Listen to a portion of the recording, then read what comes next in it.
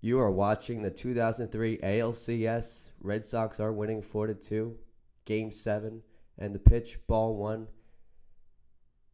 Inning earlier, in a tough jam, Nomar Garcia-Parra comforts Pedro Martinez and strikes out the struggling Alfonso Soriano. And they're relieved after getting out of that jam. We've seen 3 pitchers before Jeff Nelson, Roger Clemens, Mike Messina, and Felix Heredia. Jeff Nelson with that wicked slider. It's devastating on right-handed hitters, and he will use that to his advantage. Standing at 6'8", he is a very imposing figure on the mound.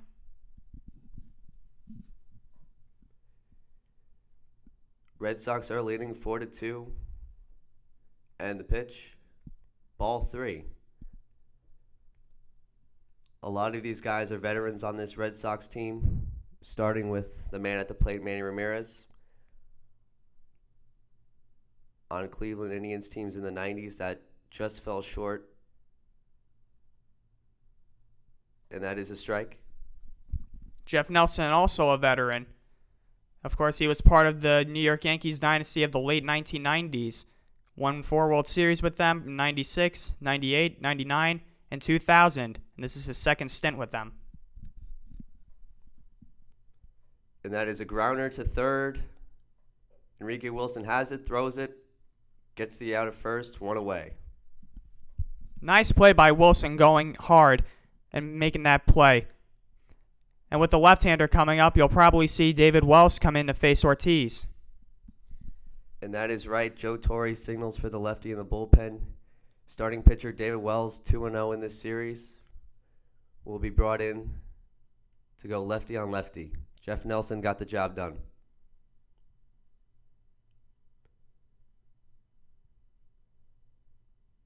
Something we normally don't see, but this is the playoffs. Anything can happen. Red Sox are leading 4-2, top of the 8th, 1 out. We are back, and you see the moon. Now, David Wells in the postseason with a 1.23 ERA and 2 starts.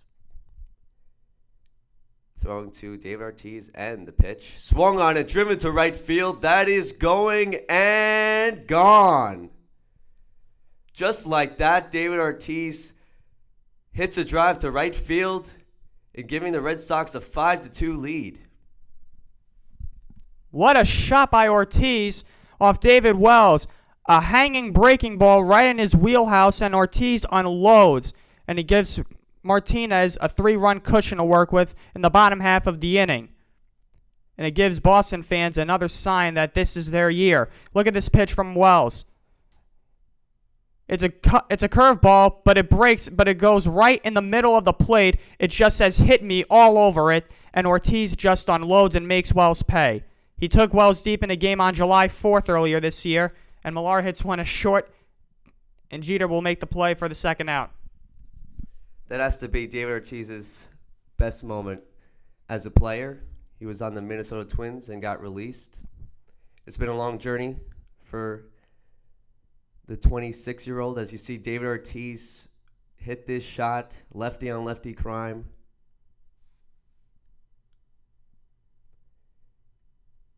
And it gives some insurance runs for Pedro Martinez. As you can see, David Wells is upset, of course. So it's a 3-run lead with 2 outs. Another lefty on lefty, Trot Nixon, and the pitch. That is a strike. You see all these veterans on this Red Sox team. It's been a long journey against these Yankees. They've never reached the World Series since 1986. That is a strike. 0-2 count. Great cutter right there from Wells. Starts out looking like a fastball and a cut very late, and Nixon was completely fooled on that.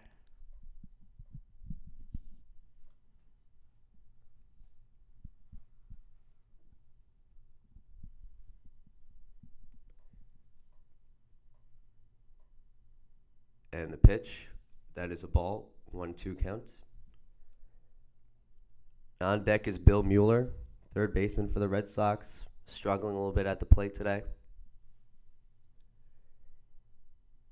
He seems a lot better after that Ortiz home run. And the pitch popped up right at Derek Jeter. And that is the third out. Well, David Ortiz hits a drive to right field, giving the Red Sox a 3-run cushion. Red Sox are leading 5-2. We'll be back after this short break. Major League Baseball on Fox is brought to you by Master and Commander, The Far Side of the World, coming to theaters November 14th. And by Taco Bell, think outside the bun. And by Staples, that was easy. And we're back. Pedro Martinez throws a ball 1, to Nick Johnson.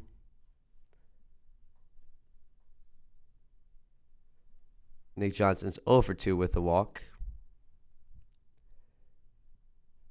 And that is outside, 2-0. Pedro Martinez now above 100 pitches. He's now reached 102. And if Nick Johnson gets on base, I would see Grady Little bring in the right-hander against Jeter. Of course, Derek Jeter is on deck, so that provides a little bit of comfort to Yankees fans as Alan Embry and Mike Timlin are in the Red Sox bullpen.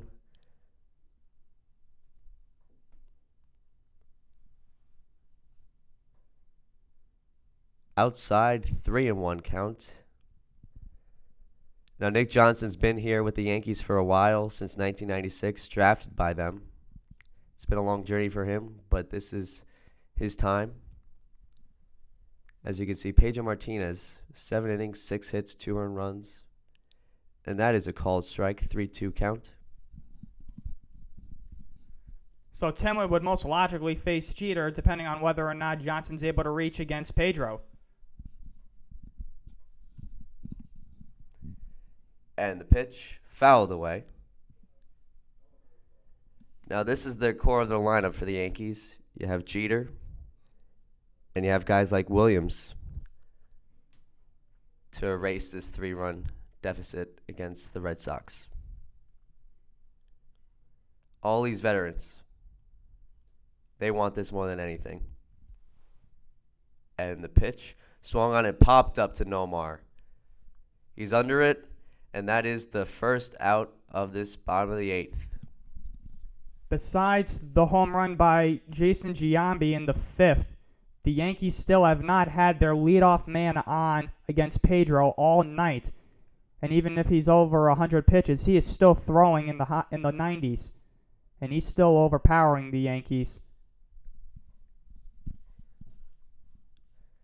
Pedro Martinez has had a lustrous career with the Red Sox. A game like this could cement his legacy.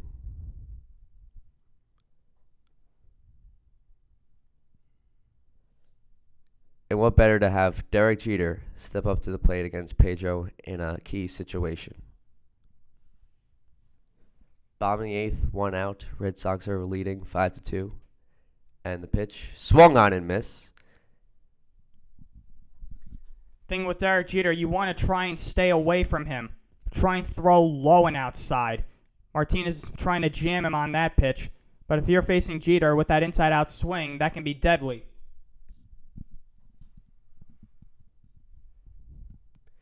The Yankees bench wait for any life.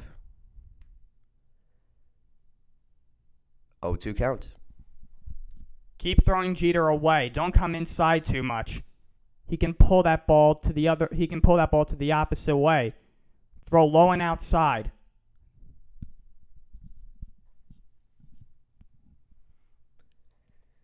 This is a count in Pedro Martinez's favor.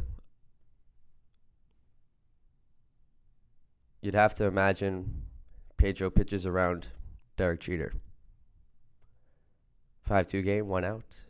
And the pitch swung on and driven to right field. Trot Nixon looks like he has it. He doesn't have it. And it's off the wall.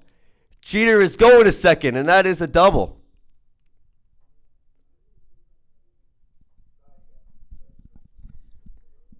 Like I said, you want to pitch Jeter away, but there's a certain location away you want to throw to him, and that's low.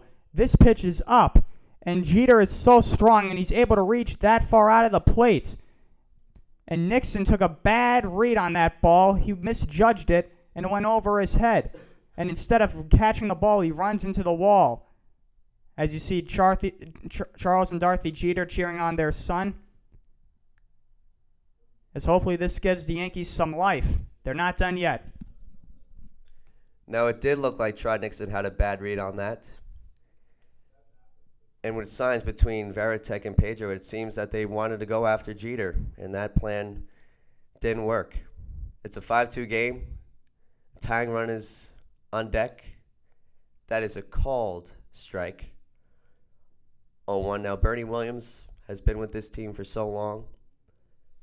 This is definitely a moment that Yankees fans should like. And he's had success, too, against Pedro.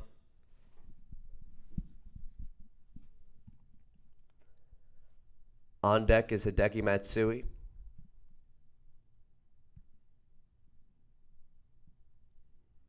He sets, and timeout called.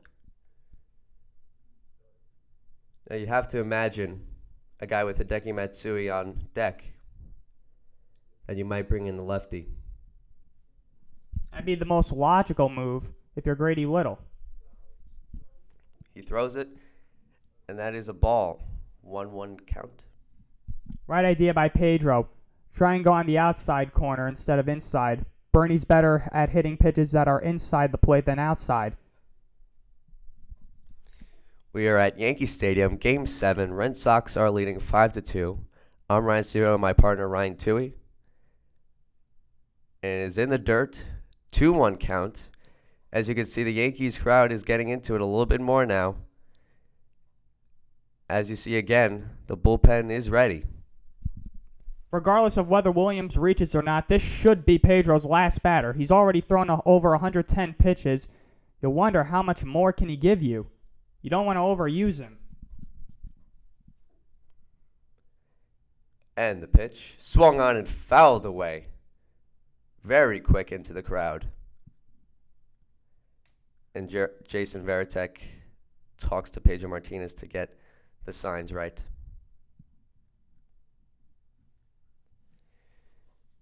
This crowd is getting louder, so getting more confirmation is key in these type of situations.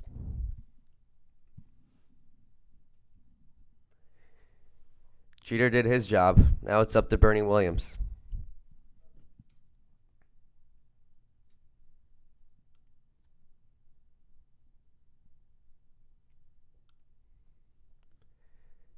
Bombing and the pitch. And that is a line to center, and Damon can't get it. And it looks like Jeter will score. It's a 5-3 game. The tying run is at the plate with Hideki Matsui.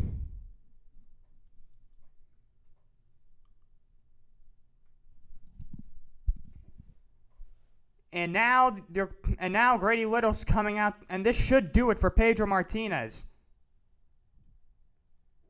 You got Hideki Matsui coming up. Most logically, you would want to bring in Alan Embry to face him and get a lefty-lefty matchup.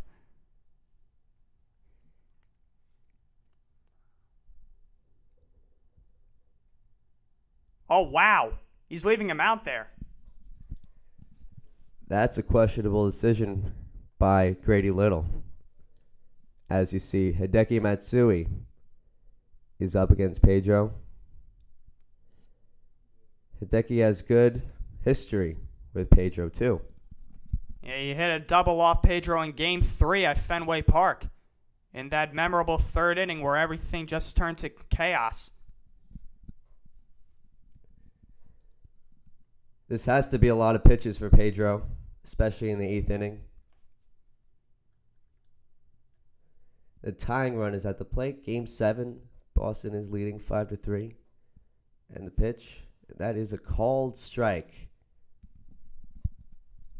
But it just goes to show how much confidence Grady Little has in Pedro. He is his best pitcher. I think Grady wants to keep him out there for as long as possible. I was talking about legacy earlier. I think this is what comes with the territory, as that is a called strike. Definitely pleases the Boston nation. It was a changeup on the inside part of the plate, and Matsui was fooled.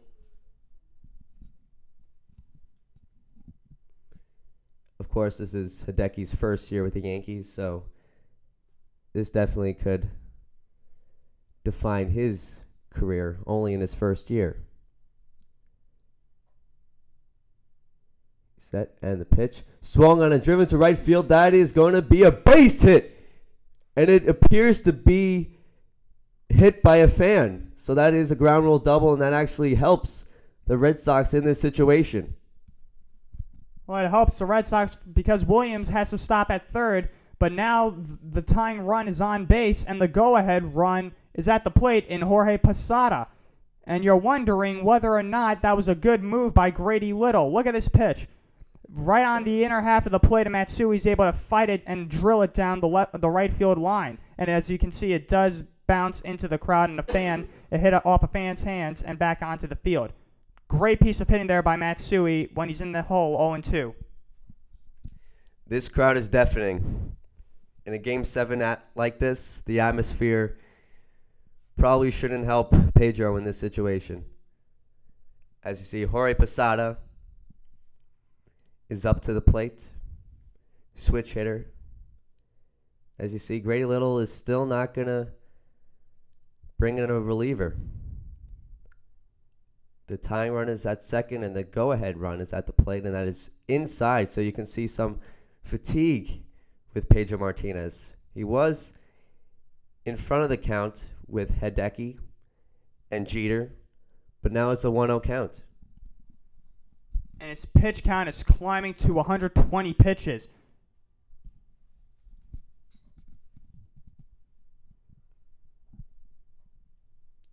This is a big jam he's going to have to get out of, and that is a breaking ball called strike. So that is a 1-1 count as Jason Giambi is on deck. 2 home runs off of Pedro this whole game. You'd have to wonder if Jorge does walk or get on base that he wouldn't pitch to Jason Giambi. It's a 5-3 ball game. Tying run is at second. The crowd is wild, and that is outside. 2-1 count. That was the worst pitch of Pedro this inning. He's still hitting his spots in the strike zone. And even though he's thrown over 120 pitches, he's still hitting that zone. Not only do the Yankees have limited bullpen pitchers, they do have limited bench hitters because Aaron Boone is still on the bench. Ruben Sierra, there's still a couple guys they have on that bench.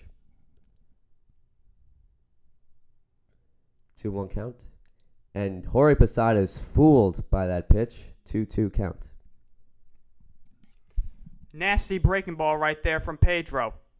It just completely sinks to the bottom part of the strike zone. And you can see Jeter's reaction.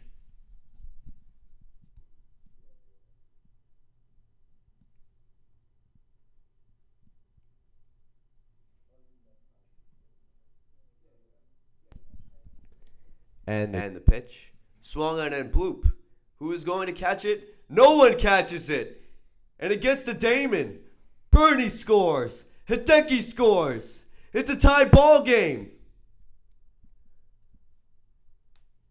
Oh, is this crowd going berserk over this?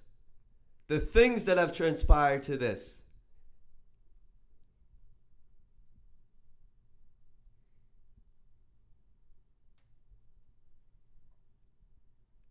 As it seems, Grady Little will finally take out Pedro Martinez. 2 batters, too late. His move comes back to bite him. It's a tie ball game here in the bottom of the 8th inning, and it all transpires with a ground rule double and a bloop single from Jorge Posada, who was able to reach second. And Pedro looking up, and the crowd is going to serenade him off the field here at Yankee Stadium as Alan Embry comes in to pitch against Giambi.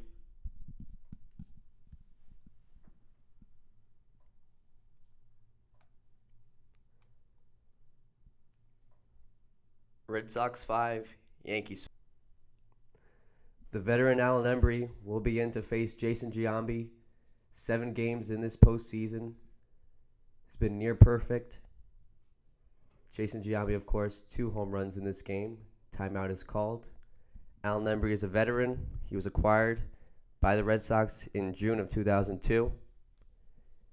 And Pedro, it wasn't that inning for him. He was smooth all the way up to that point in the ball game. His only real mistake of the entire game.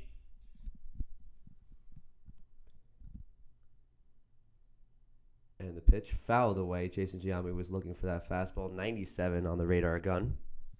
Just late on that. Here's the pitch to Posada on the inside part of the plate, but Posada is able to fight it off and just hit it just out of the reach of Garcia Parra and Todd Walker. And you can see the jubilant Yankees celebrating outside their dugout.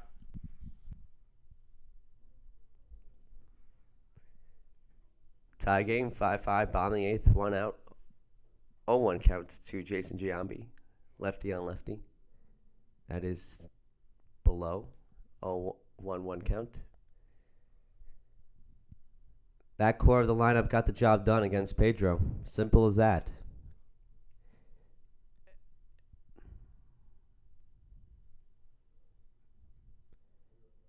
This question will linger Grady Little for a long time if he should have taken out Pedro Martinez. And that is swung on, and the bat shatters, and Damon still catches it. 2 outs. A question for Joe Torre is how much can you get out of Mariano Rivera? This game goes to the top of the ninth. The Yankees would sure love to get another run to give Rivera the lead and therefore be only 3 outs away from advancing to the World Series. But if this game remains tied, going into extra innings, you wonder how much can you get out of Mariano Rivera. The Yankees don't really have too many arms remaining in their bullpen. It appears Grady Little will be taking out Alan Embry to put in Mike Timlin.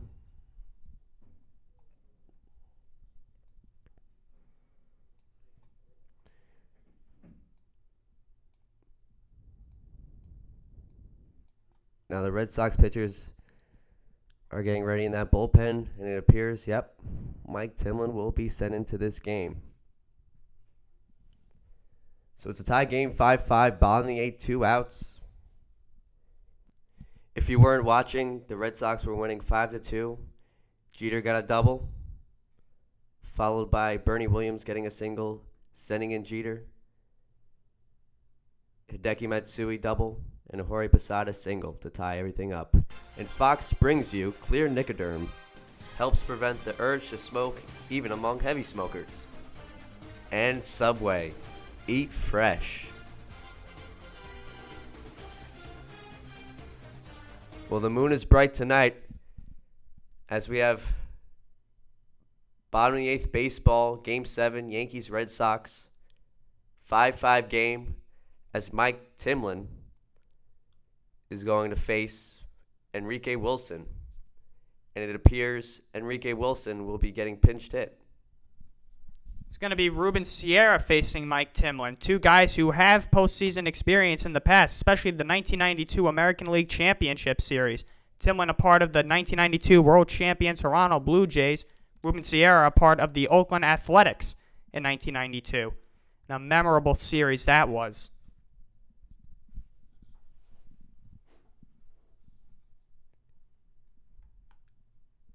So Enrique Wilson's night is over. Ruben Sierra can't play third base, so it appears Aaron Boone will fill in for him at the top of the ninth.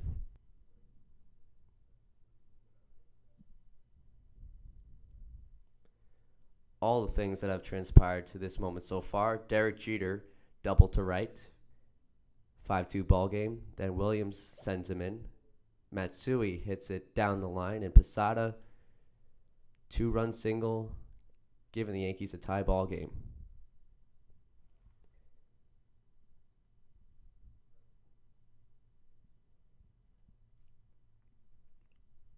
The captain, Derek Jeter, started all this, and he hopes that Ruben Sierra finishes it.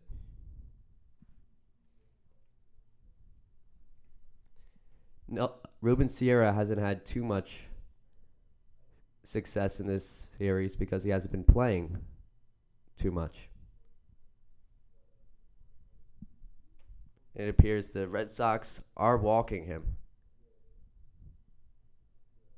putting on Kareem Garcia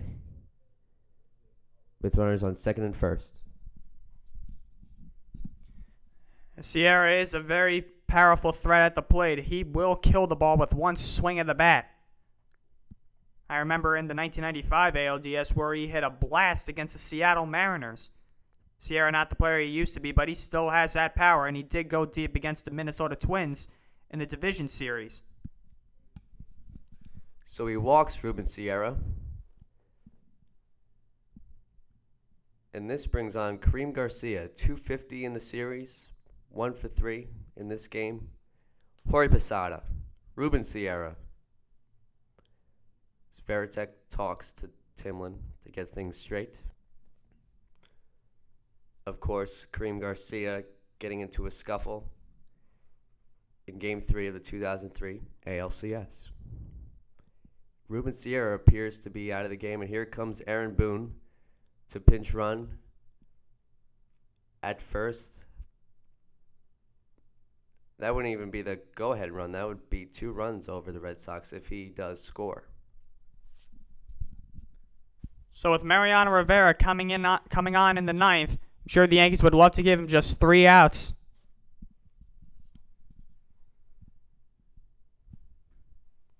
He sets. That is low. Ball 1 is the count. This is a high-pressure situation for Mike Timlin.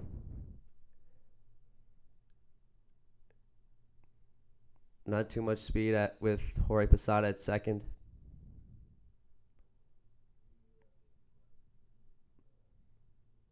And the pitch outside. 2-0 count.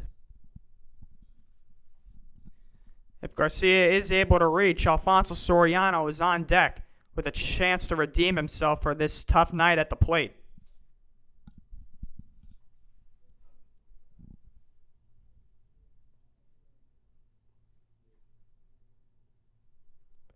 Every pitch matters in this situation. And it's low, 3-0. Crowd is going wild over this.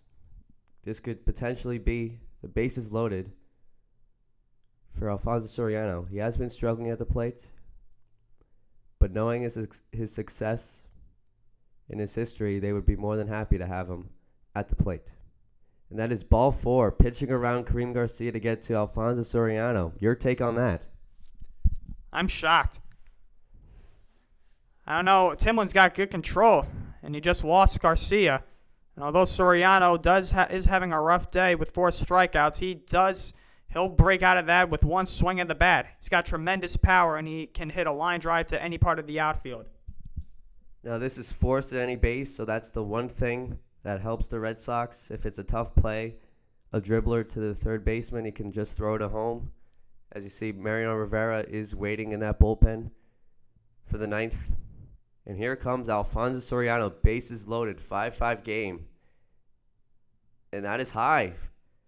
5 straight balls for Mike Timlin. Here comes the Red Sox pitching coach coming out to talk over with Timlin. The thing with Soriano, you want to go away. You don't want to come on the inside part of the plate too much. Soriano will go to left field much more than he'll go to right field. As we know from Game 7 of 2001 World Series, he can hit in these type of situations. I was against Kurt Schilling in Game 7 in the 8th inning. And Mariano Rivera would come in after that.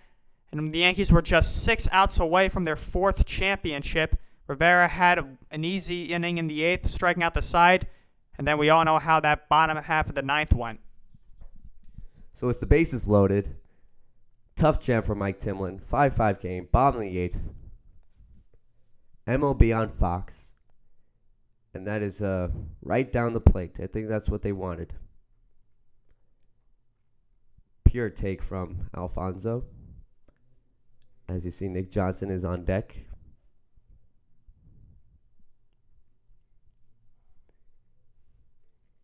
He says yes to the sign. And the pitch grounded and right to Todd Walker. What a beautiful play by Todd Walker. Flipping it to Nomar. That could have changed a lot of things in this ball game. It actually hit off the pitcher's mound, and it took a carom off the mound right to Todd Walker, who was positioned perfectly in order to get that ball, and the inning mercifully ends for the Red Sox. You see here with Soriano and Mazzilli, they just realized what a huge hit that could have been, and you see Mariano Rivera 4 out of 4, perfect in this postseason. When Mariano Rivera comes to the mound, you know what you expect, and you see Aaron Boone fills in for Enrique Wilson at third base. David Wells saved from that home run he gave up to Ortiz last inning. The Yankees backed him up. Here comes to the plate Bill Mueller, 1 for 3 with a single. Mueller has to keep a sharp eye for that cutter in. It's Mariano's secret weapon, and it is what has led him to such a successful career, and possibly the greatest postseason pitcher of all time.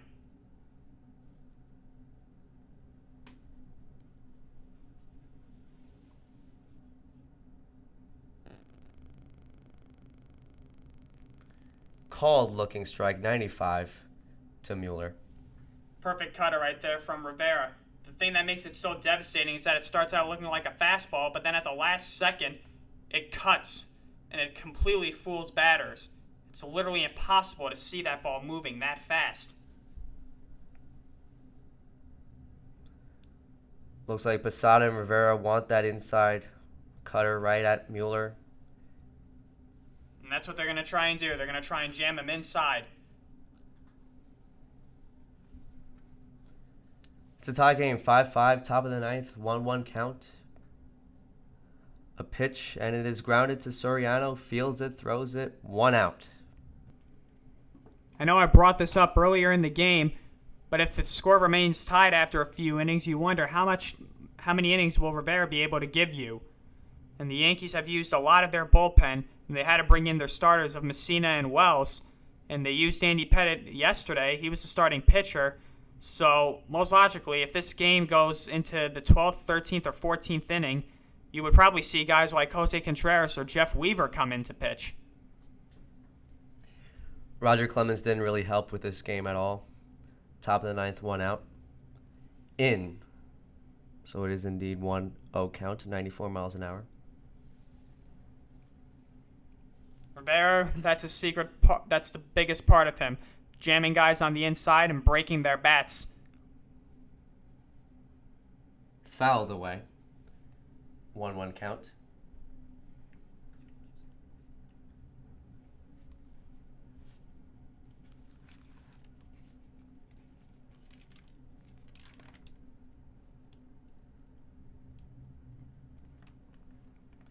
Mariano gets to his motion.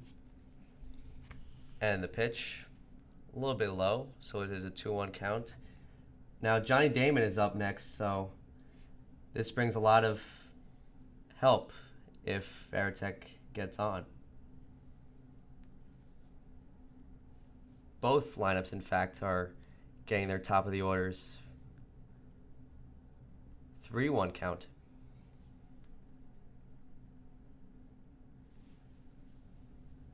If Varitek were to get on with somebody like Johnny Damon at the top of the order coming up, we might see Grady Little pinch run for him.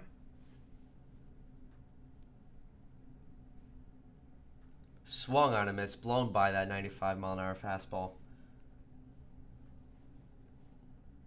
And this is where he pretty much wanted it, right down the middle. Varitek knows he was right there and missed it.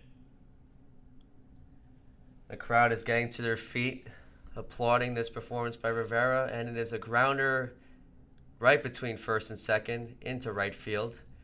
So this might actually happen, pinch running Varitek in this type of situation. I would do it. And Varitek finds a hole between first and second. Nick Johnson could have made a play. It was a pretty tough play, but he decided to cover first, and Soriano was not there. He was guarding closer to the line to prevent a double from going down. And it's Damian Jackson right now who will be the pinch runner for Varitek. So that means Doug Mirabelli will probably have to come into the game. Johnny Damon reached on an error and then hit into a double play in this game. Similar to a lot of batters, he's hitless. The go-ahead run is at first. And the pitch, and it is a called strike, 0-1 count. Vera with the outdoor cutter comes back in and makes the outside part of the plate.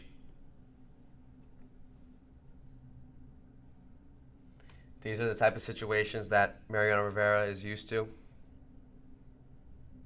Pitchers count, 0-1.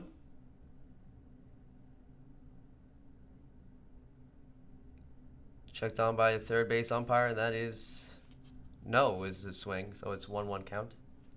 You see the stats on Rivera throughout his postseason career, only 2 blown saves. That was in the 1997 American League Division Series against the Cleveland Indians, and of course the infamous 2001 World Series Game 7 against the Diamondbacks.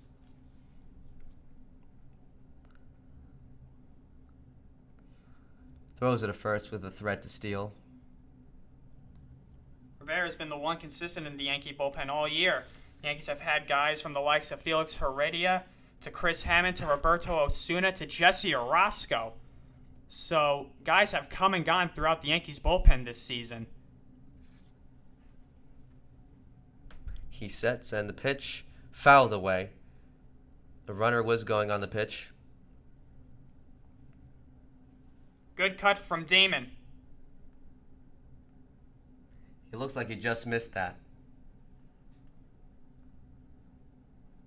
Damon would most likely go the opposite way against Rivera if he were to make contact, because Rivera's cutter is going back on the outdoor part of the plate. So if Rivera's to reach on the outside, he would most likely hit it to the third base. It's a pitcher's count. He is not going, and it is outside, so 2-2 count. Rivera wanted that call badly. You can see he's staying consistent with his mechanics, trying to make Damon chase outside. Just missed the part of the plate. It's a little bit chilly in Yankee Stadium. 11:31 at Yankee Stadium. 2-2 count. It throws over again, so that's the second time already in this at bat.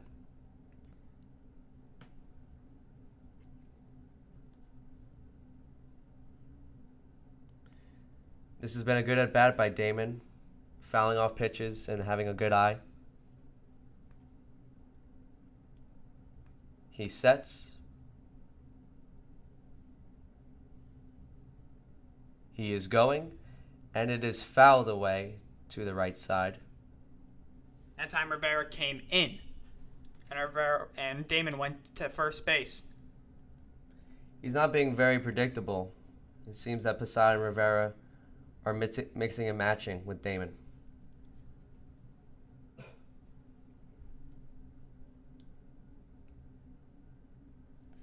Rivera and Posada talk for a second.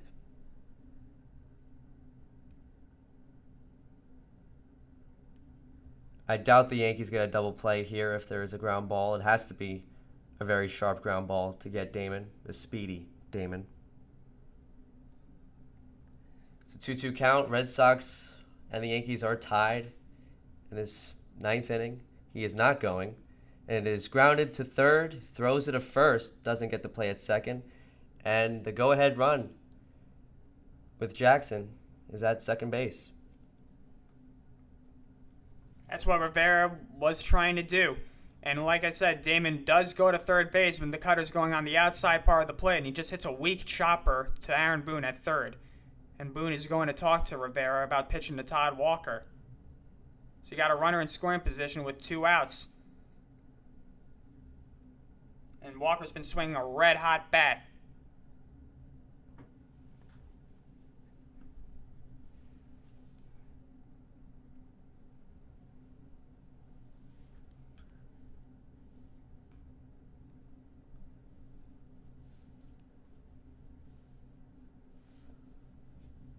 Everyone is at their edge of their seats for this big Game 7 against two rivalry teams. Todd Walker's to the plate. That is inside. Rivera didn't get the call. 0-1 count. 1-0 count. And you can see the position in the outfield. Look at the space between Matsui and Bernie. If Walker goes the opposite way, that's trouble.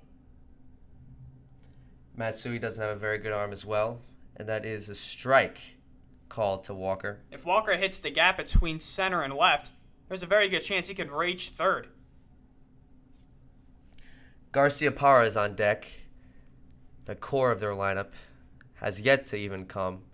Manny Ramirez, David Ortiz.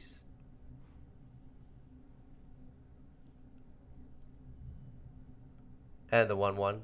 Grounded foul. 1-2 count.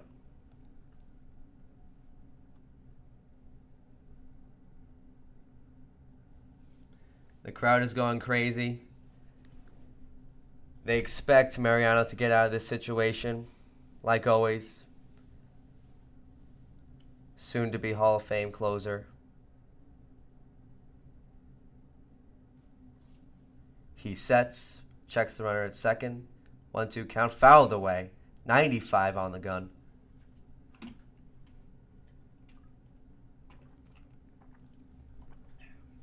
Rivera going away from Walker, similar to the way he did to Damon. It's like he's pitching away from hitters more than he's trying to jam him inside, with the exception of Varitek.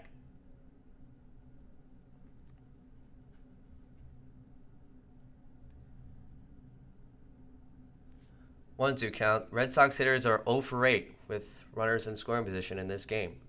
And it is swung on and right at Alfonso Soriano to end the inning. Gives the Yankees a chance to hit in the bottom of the ninth. It's a 5-5 ball game on Fox. And going back to this hit by Todd Walker, Soriano didn't have to do too much. And Yankee fans can breathe a sigh of relief.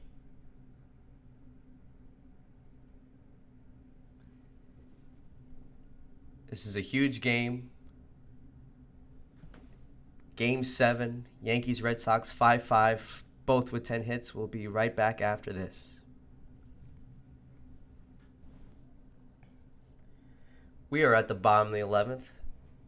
Here comes Aaron Boone, brother of Brett Boone, in to face Tim Wakefield. He had a 1-2-3 inning in the bottom of the 10th. And the pitch swung on and driven to left field. Is it going to be a home run? It is! Home run by Aaron Boone! The Yankees win! 6-5. The place is going nuts. What a home run by Aaron Boone, sending the Yankees to the World Series against the Florida Marlins. And it was a hanging knuckler from Wakefield that Boone's eyes lit up on. And he just unloaded. For a guy who had been struggling so much at the plate, what a moment.